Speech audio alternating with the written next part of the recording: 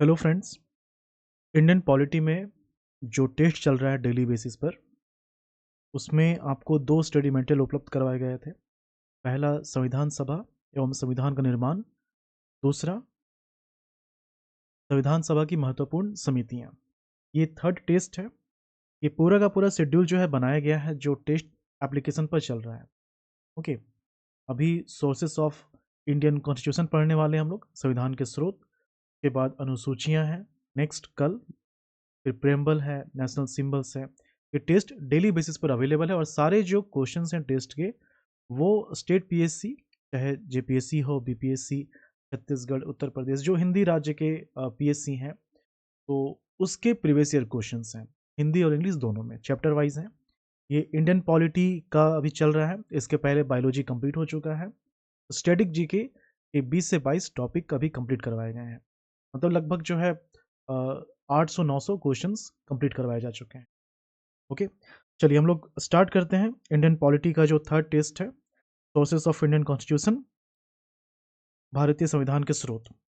ये short notes है और मैंने कहा था कि इसमें इतना कंटेंट है कि आप पढ़ने के बाद जितने भी क्वेश्चंस हैं उसको आसानी से सॉल्व कर लेंगे। ठीक है, तो जब हम सोर्सेस की बात करते हैं, ठीक है, तो जो भारतीय संविधान को लिखा गया है, जो कंटेंट्स लिए गए हैं, जो प्रोविजंस लिए गए हैं, वो दुनिया भर से लगभग 10 कंट्री हैं जो प्रोविजंस अवेलेबल हुए हैं। कौन कौन से हैं? United States, United States of America, Canada, Australia, Japan, France, South Africa, Germany, Russia, Ireland.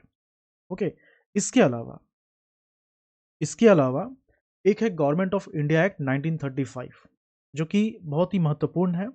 महत्वपूर्ण इसलिए क्योंकि इसका जो है गवर्नमेंट ऑफ इंडिया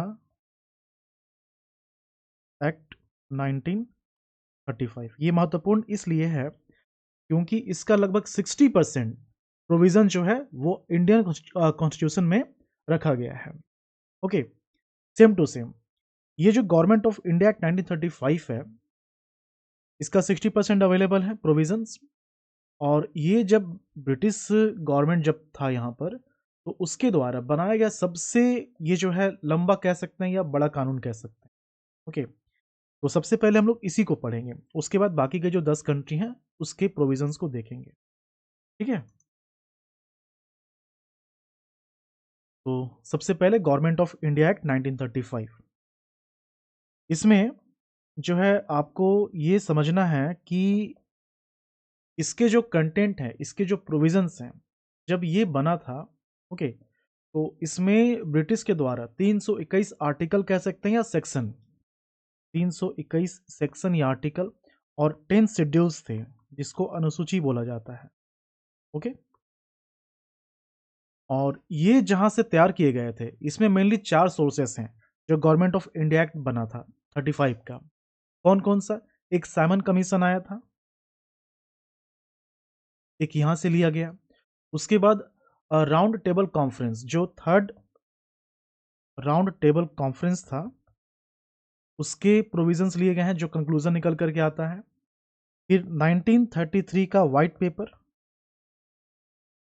पेपर और जॉइंट सेलेक्ट कमिटीज के जो रिपोर्ट्स हैं, इन सब को मिलाकर जो है, उन सब के कंक्लूजन को मिलाकर के ये तैयार किया गया था। ओके, अब इससे भारतीय संविधान में जो प्रोविजन लिए गए हैं वो 6 हैं mainly. Federation scheme, office of governor, judiciary, public service commission, emergency provisions, administrative details. Emergency provisions यहाँ पर जो है कंफ्यूज नहीं करना है। जर्मनी से जो प्रोविजन लिया गया है वो क्या है? फंडामेंटल राइट को इमरजेंसी के दौरान सस्पेंड करना। ये कहाँ से लिया गया है? जर्मनी से लिया गया है। लेकिन बाकी के जो प्रोविजंस हैं, इंक्लूडिंग फाइनेंशियल इमरजेंसी, ये कहाँ से लिया गया है? Government of India act 1935। Okay, फिर फेडरल स्कीम। तो फेडरल स्कीम देखिए, ये जो गवर्नमेंट ऑफ इंडिया एक्ट 1935 है, ये क्या करता है? स्टेट लेवल पर, या यूं कहें प्रोविंशियल डायरकी को ये खत्म करके डायरकी को ये सेंट्रल लेवल पे एस्टेब्लिश करता है। ओके, इसी के साथ उस समय जो ब्रिटिश इंडिया था, ब्रिटिश इंडिया कहने का मतलब जहां पर अंग्रेज राज करते थे। ओके, प्रोविंशियल ब्रिटिश इंडिया, और एक था प्रिंसली स्टेट, जहां पर राजा महाराजा के राज थे। तो इन दोनों को जो है भारतीय संघ में शामिल करता है। ओके, और फेडरल स्कीम के द्वारा ही जो लोकसभा है और राज्यसभा ये स्टैब्लिश होता है। The council of state, the council of state और फेडरल असेंबली,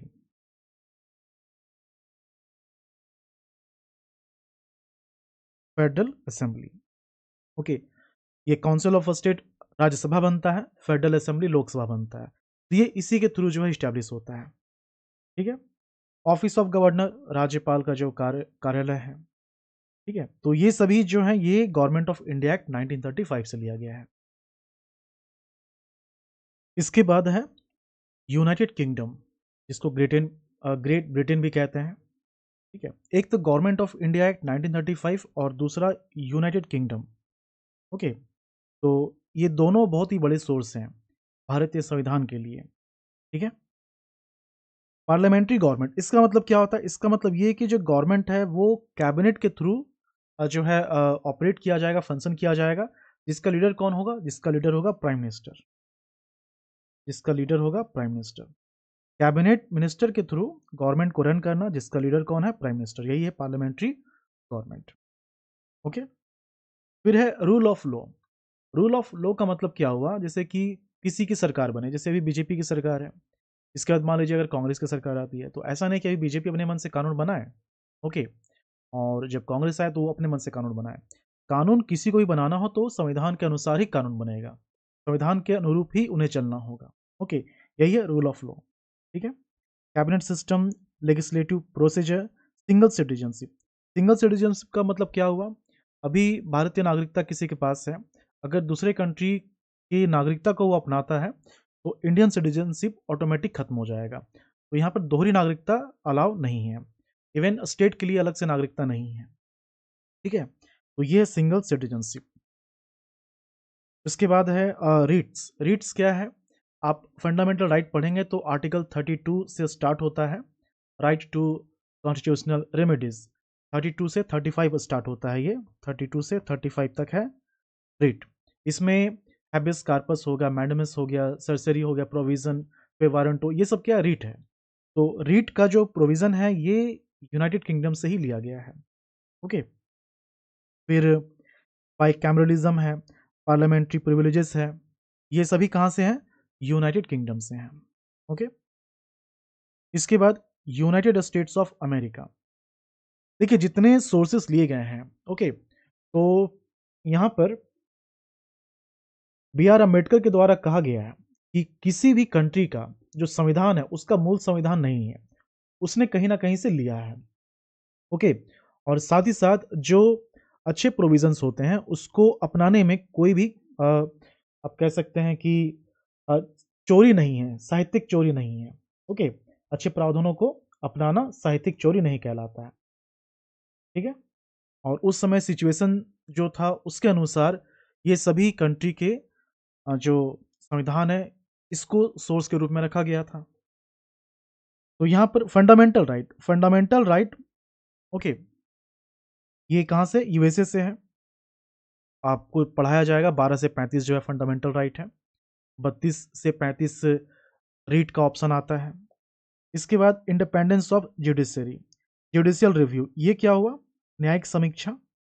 कोई भी कानून बनाया जाएगा तो ये जो है न्यायपालिका को ये पावर है कि वो देखे कि जो कानून बनाया गया है वो संविधान के अनुरूप है या नहीं है, इसी को बोलते हैं जुडिशियल रिव्यू। प्रेसिडेंट को हटाया जाना, जिसको महाभियोग बोलते हैं, इम्पीचमेंट। इसके अलावा सुप्रीम कोर्ट और हाई कोर्ट के जजेस को भी हटाना, ये जो प्रावधान है ये कहाँ से लिया गया है? अमेरिका से लिया गया है। ओके, और वाइस प्रेसिडेंट का जो पद है ये कहाँ से लिया गया है? यूएसए से। देखिए यहाँ पर प्रेसिडेंट का पद नहीं है, प्रेसिडेंट को हटाना है, ये कहाँ से है? यूएसए से। वाइस प्रेसिडेंट का पद है यूनाइटेड स्टेट्स ऑफ अमेरिका से। ओके, इसके बाद कनाडा। स्टेट गवर्नर को अपॉइंट करेगा कौन? सेंटर अपॉइंट करेगा। ये कहां से लिया गया है? कनाडा से। ओके, फेडरेशन सिस्टम है लेकिन इसमें जो सेंट्रल गवर्नमेंट है ये स्ट्रांग है। ये कहां से लिया गया है? कनाडा से लिया गया है। ओके, हम जब लिस्ट पढ़ते हैं तो 3 लिस्ट आता है। कौन कौन सा list? Union, state and concurrent. Okay, तो सभी कुछ मेंशन है। मान लीजिए कोई ऐसा टॉपिक आता है जो इसमें मेंशन है ही नहीं, ना ही यूनियन में ना ही स्टेट में, तो वो जो लिस्ट है उस पर कानून कौन बनाएगा? उस पर कानून बनाएगा यूनियन, मतलब सेंटर बनाएगा। ओके, यही है wasting of residuary powers in the centre. Advisory jurisdiction of the supreme court. ऐसा नहीं कि सुप्रीम कोर्ट में कोई अपील करेगा स्टेट गवर्नमेंट या किसी मुद्दे पर, जब अपील हो किया जाएगा तब जाकर ये इंटरफेयर करेगा। सुप्रीम कोर्ट को लगता है कि किसी मुद्दे पर गवर्नमेंट को एडवाइस देना है, इस पर कुछ कानून बनना चाहिए, तो ये जो है गवर्नमेंट को कह सकती है। और आप न्यूज़ में पढ़ते भी होंगे कि हाई कोर्ट ने ये कहा कि ऐसा होना चाहिए, गवर्नमेंट जल्दी करे। सुप्रीम कोर्ट भी इस तरह का जो है एडवाइस देते रहती है। तो ये कहाँ से लिया गया है? कनाडा से लिया गया है। ओके, इसके बाद है ऑस्ट्रेलिया। तो ऑस्ट्रेलिया जो 3 लिस्ट है, union, state and concurrent. Concurrent में क्या होता है? वैसा टॉपिक जिस पर कानून बनाने का अधिकार सेंट्रल गवर्नमेंट और स्टेट गवर्नमेंट दोनों को है, उसी को बोलते हैं समवर्ती सूची, कॉन्करेंट लिस्ट। ये कहाँ से लिया गया है? ऑस्ट्रेलिया से लिया गया है। ओके, व्यापार और वाणिज्य की स्वतंत्रता है, ये कहाँ से लिया गया है? ऑस्ट्रेलिया से लिया गया है। जो 2 हाउसेस हैं, लोकसभा राज्यसभा, वो जॉइंट सीटिंग करेगी। ओके, साथ में बैठेगी, ये ऑस्ट्रेलिया से ही लिया गया है। प्रोसीजर एस्टैब्लिश्ड बाय लॉ, ये कहाँ से है? जापान से है, कानून द्वारा स्थापित प्रक्रिया। फ्रांस, गणतंत्र सिस्टम जो है, रिपब्लिक। रिपब्लिक मतलब क्या हुआ? रिपब्लिक मतलब ये हुआ कि जो स्टेट, स्टेट मतलब कंट्री है ना, तो स्टेट का जो हेड है वो, उसका इलेक्शन होगा। उसका क्या होगा? इलेक्शन। अब चाहे वो डायरेक्ट हो या इनडायरेक्ट हो। भारत के जो राष्ट्रपति होते हैं उनका चुनाव होता है, चुनाव होता है ना। ये बात अलग है कि ये इनडायरेक्ट इलेक्शन, मतलब इसमें जो जनता है वो डायरेक्टली पार्टिसिपेट नहीं करती है। जनता के द्वारा जो चुने गए प्रतिनिधि हैं, जैसे कि एमएलए, एमपी, वो इसमें भाग लेते हैं, तो ये इनडायरेक्ट इलेक्शन हो गया। तो इलेक्शन तो हो रहा है, तो जिसका हेड इलेक्टेड हो उसको बोलते हैं रिपब्लिक। ओके, फिर जब हम प्रेम्बल की बात करते हैं, यहाँ पर आपने देखा कि जो यूएसए है, अच्छा इसमें प्रेम्बल रह गया ना, प्रेम्बल जो है, प्रेम्बल,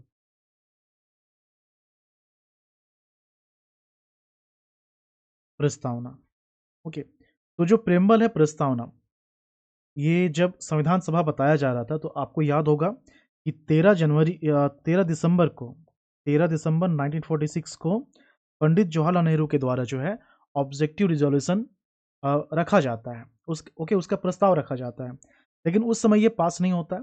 ये पास कब होता है? नेक्स्ट ईयर, दूसरे सेशन में। ये पहला सेशन है ना, ये पास होता है 22 जनवरी 1947 को। ओके, तो ये जो ऑब्जेक्टिव रिजोल्यूशन है, इसी पर आधारित है प्रस्तावना। ओके, इसलिए प्रस्तावना को उद्देशिका भी कहते हैं। ठीक है, तो ये जो प्रेम्बल है ये कहाँ से लिया गया है? इसका सोर्स क्या है? अमेरिका। ओके, लेकिन प्रेम्बल में कुछ वर्ड्स हैं। ओके, तो वो जो वर्ड हैं जैसे कि लिबर्टी, इक्वलिटी एंड फ्रेटर्निटी, प्रस्तावना में जो स्वतंत्रता है, समानता एवं बंधुत्व, तो ये जो वर्ड है ये कहाँ से लिया गया है? फ्रांस से। ओके, राज्यसभा के जो मेंबर होते हैं उनका चुनाव कौन करता है? उनका चुनाव करता है एमएलए। ओके, तो ये जो इलेक्शन है राज्यसभा के मेंबर का, ये कहाँ से लिया गया है? साउथ अफ्रीका से लिया गया है। ओके, और संशोधन की जो प्रक्रिया, अमेंडमेंट इन द कॉन्स्टिट्यूशन, ये कहाँ से लिया गया है? ये भी साउथ अफ्रीका से लिया गया है। जर्मनी, इमरजेंसी जो है ये गवर्नमेंट ऑफ इंडिया एक्ट 1935 से लिया गया है, लेकिन इमरजेंसी के दौरान फंडामेंटल राइट को सस्पेंड कर देना, ये कहाँ से लिया गया है? जर्मनी से लिया गया है।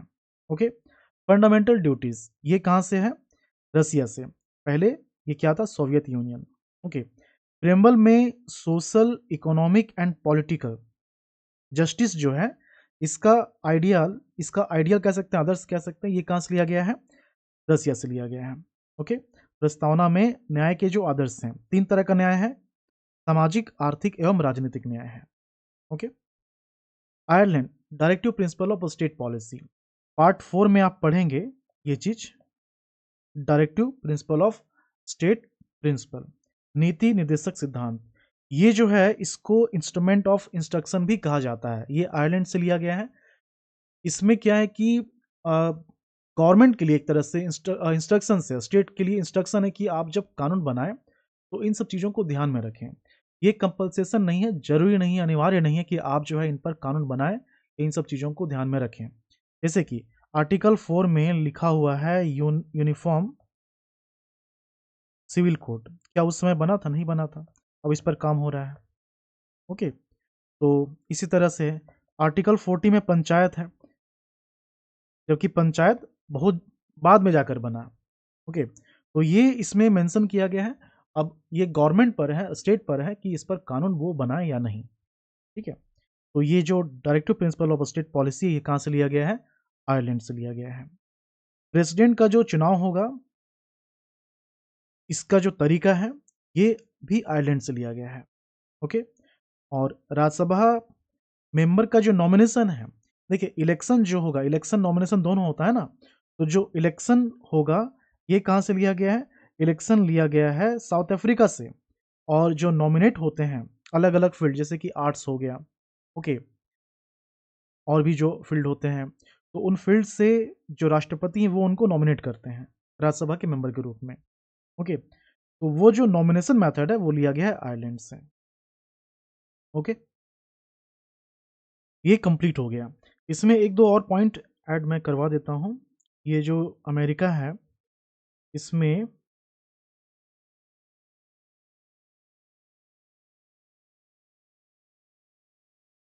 एक पॉइंट और हो सकता है। जैसे भारत के जो राष्ट्रपति होते हैं, तो जो तीन फोर्सेस हैं, उन तीनों फोर्सेस के ये सुप्रीम कमांडर होते हैं। तो ये जो प्रावधान है ये कहाँ से लिया गया है? अमेरिका से लिया गया है। ओके, तो आठवां जो है यहाँ पर क्या हो जाएगा?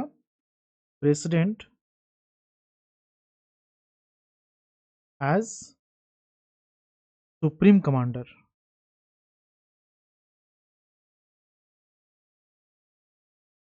ऑफ आर्म्ड फोर्सेस,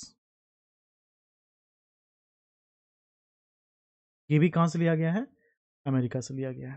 ओके, तो जितने भी इंपॉर्टेंट पॉइंट्स बनते हैं इससे, ओके, तो वो कंप्लीट करवा दिया गया है। इसमें देखिए और भी प्रावधान है, लेकिन वो सब इंपॉर्टेंट नहीं है। क्वेश्चंस यहीं से पकड़ में आ जाएंगे लगभग सारे सारे क्वेश्चंस जो हैं, चाहे स्टेट पीएससी का हो, रेलवे का हो, एसएससी का हो, यहीं से पकड़ में आ जाएगा। ठीक है, नेक्स्ट जो है हमारा, नेक्स्ट है शेड्यूल्स, अनुसूची।